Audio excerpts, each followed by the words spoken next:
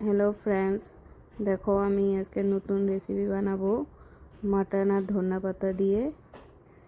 ফার্স্টে ওইটার মধ্যে আদা রসুনের পেস্টটা দিয়ে দিলাম, তারপরে ওটার মধ্যে ধনে গুঁড়ো দিয়ে দিলাম, জিরের গুঁড়ো দিয়ে দিলাম, অল্প কাশ্মীরি চিলি দিয়ে দিলাম, তারপরে হলুদের গুঁড়ো দিলাম, তারপরে অল্প গোলমরিচের গুঁড়ো দিয়ে দিলাম।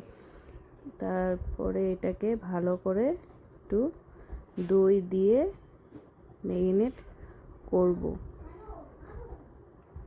তারপরে ম্যারিনেটটা করার পরে তারপরে স্বাদ অনুসার এটাকে লবণ দিয়ে দিবে। তারপরে আমি ফ্রাইং প্যানে তেলটা গরম করে নিচ্ছি, বাটারটাকে গরম করে নিয়েছি, এটাকে লো স্টিমে রাখবে।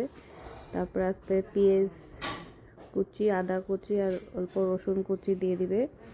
ওটার মধ্যে ভালো করে পেঁয়াজটাকে ভেজে নিবা। পেঁয়াজটাকে লো স্টিমে ভাজবা। হালকা হালকা যখন ব্রাউন হতে আসবে তখন ওটার উপরে মাটনটাকে দিয়ে দিবে। মাটনটাকে দেওয়ার পরে তারপরে ওটা ভালো করে লো স্টিমে ওটাকে নাড়াচাড়া করবে। ভালো করে ওটাকে নাড়াচাড়া করে তারপরে ওটা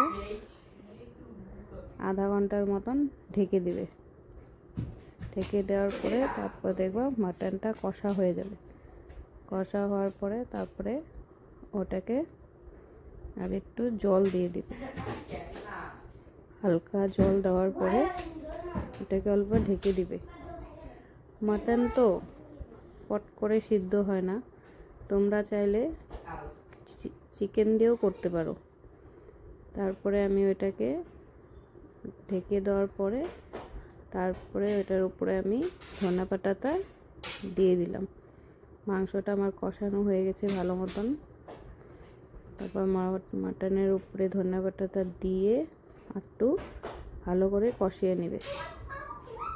কষানোর পরে দেখবা ওইটা সুন্দর একটা স্মেল হবে। তারপরে ওইটা একটু ঝোল রাখবে না, কষিয়ে কষিয়ে নেবে। দেখো আমার মাটনের রেসিপিটা রেডি। ধনেপাতা মাটনের রেসিপি কি সুন্দর লাগছে না দেখতে। Thank you.